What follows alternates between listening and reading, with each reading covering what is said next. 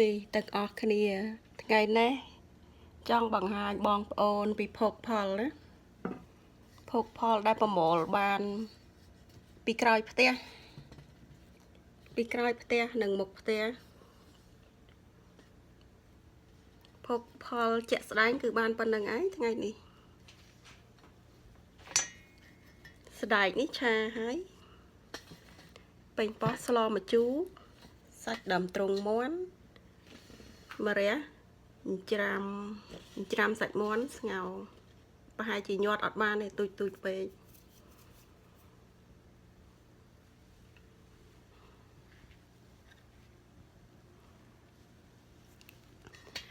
តំតាបេះបានប្រមូលបានព្រឹកហ្នឹងឯងចង់បង្ហាញបងប្អូនភាគច្រើនគឺដាំកក្កដាខែ4ហើយនឹងដើមខែ5ខែ8ប្រមូលបានប៉ុណ្្នឹងឯងចាប់ផ្ដើមឲ្យផលឃើញ